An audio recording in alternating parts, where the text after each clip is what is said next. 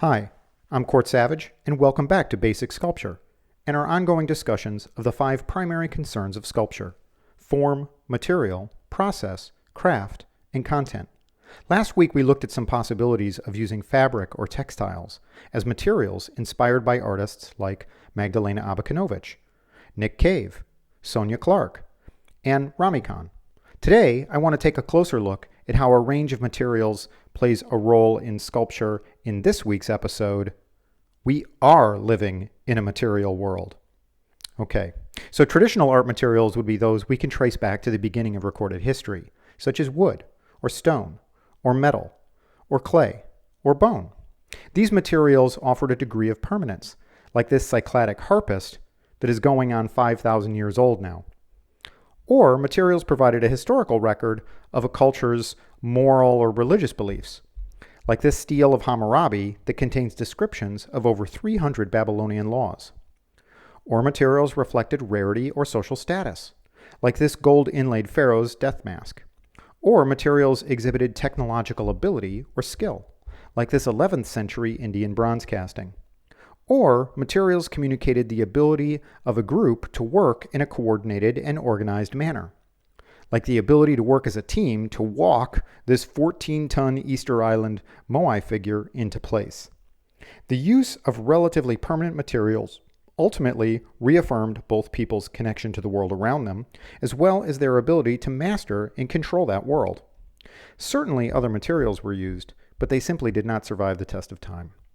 If we jump forward now into the 20th century, a couple of huge changes took place in Western Europe, reflecting substantive shifts in culture and philosophy.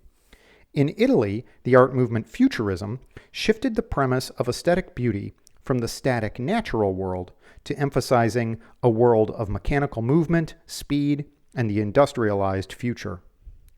Constructivism was one of the most influential art movements to flourish in Russia in the 20th century. It evolved during the October Revolution of 1917 and attracted Russian artists who supported the revolution as an entirely new approach to making objects, one which sought to abolish traditional artistic concern with composition in favor of a careful analysis of modern materials referenced as construction. Remember the art movement Dada?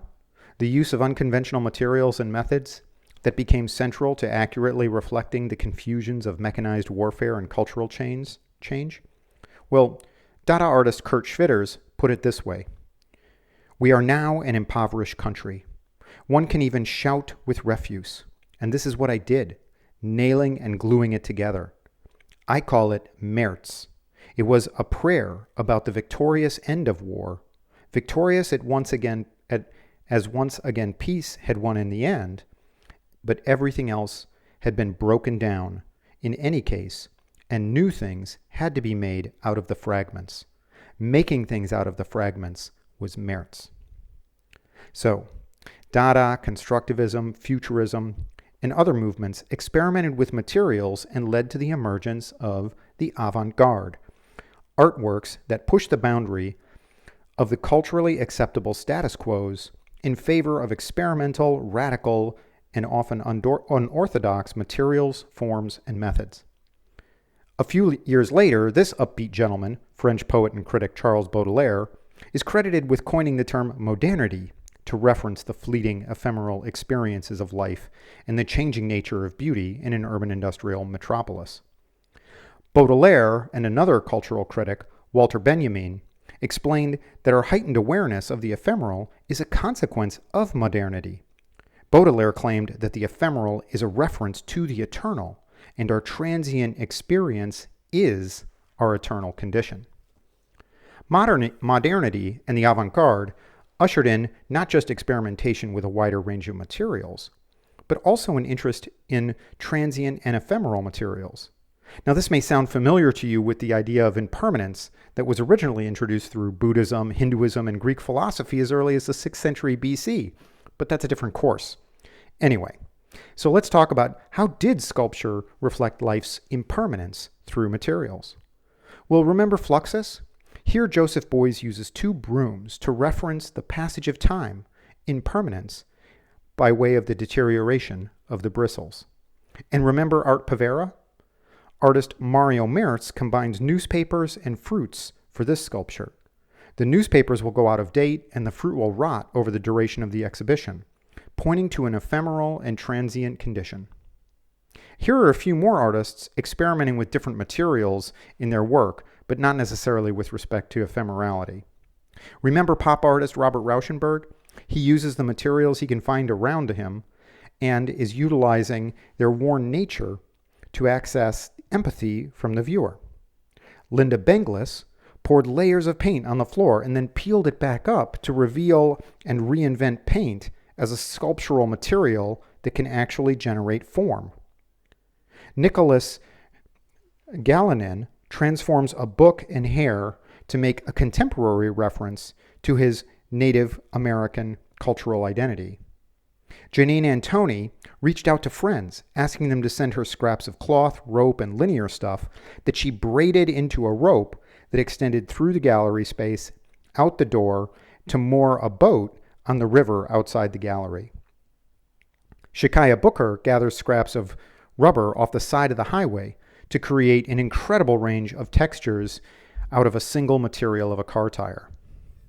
Andy Goldsworthy obtains all of his materials from nature to create new forms that reference both the natural world and the man-made world.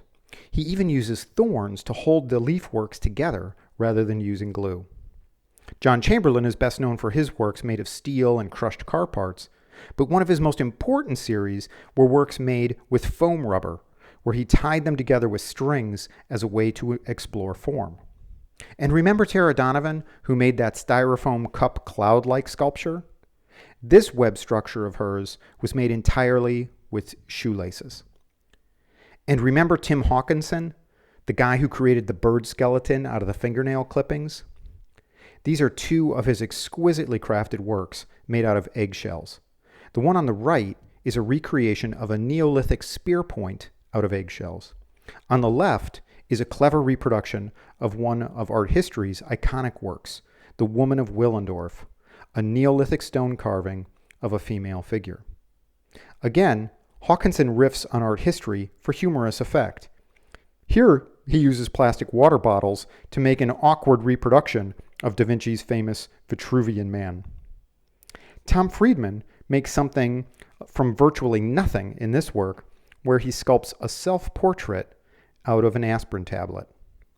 Like Hawkinson, Friedman is great at taking mundane materials and getting us to reconsider them. This is a bar of soap with a hair in it. Thanks to his skillful craft, what initially might strike us as disgusting presents instead as profoundly odd and very beautiful.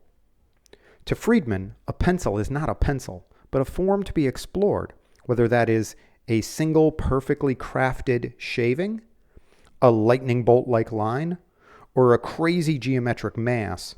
In every case, he completely reinvents the original object. Here, Friedman crafts plastic straws into a gorgeous geometric form. And what if he was left with just colored construction paper? This work, titled Fuck It, takes paper to a whole new serious level of attention and detail and sculptural craft. Similarly, Scott Fife uses cardboard to craft incredible likenesses of famous historical figures. It is the combination of a worthless material with that careful and attentive craft that gives the work its power. Here's a work made by a student from basic sculpture. After buying plastic combs in bulk, she put them on a cookie sheet and lightly warmed them so she could twist and bend them. The resulting comb curtain references language, DNA, and abstract expressionist painting. She created this years before Sonia Clark ever made her first comb piece. This same student is now taking a cue from Tom Friedman. In this work, titled Burst, she sharpened pencil points at both ends and floated them off the wall using T-pins. I know, she was crazy, but the results are unbelievably gorgeous. And if you can't make up your mind about what materials to use, then use them all. Here's a work by Sarah Z. Her work portrays a technology-driven throwaway culture in which she rockets cheap and disposable things off dollar store shelves to a higher plane of consciousness. Her work deals with the contemporary phenomenon of time as we engage with it through technology, a helter-skelter rush of disconnected and often unreliable information, which prompts us to write our own sweeping, fragmented narratives, fantasies, memories, and experiences. So as you're working with materials, here are some things you can be asking yourself. What kind of materials can I get access to? What can I get a bunch of, like 50 or more of something? What around me can I get for free? And from what I can get, how can I transform what I have found in order to steer it away from its literal interpretation and toward an alternative or more substantive meaning? So at this point, I'm sure your brain is full, and so we'll just review. In this presentation, we learned about traditional sculpture materials. We learned about how art and political movements at the turn of the century encouraged the use of a broader range of non-traditional and experimental materials referenced as the avant-garde. We were introduced to Charles Baudelaire, Walter Benjamin, and the first use of the term modernity to reference our ever-changing and ephemeral nature. And we looked at a number of contemporary artists using a wide range of materials, many of which surround us in our everyday lives. Okay, that's it. Thanks, and I'll see you next time in Basic Sculpture.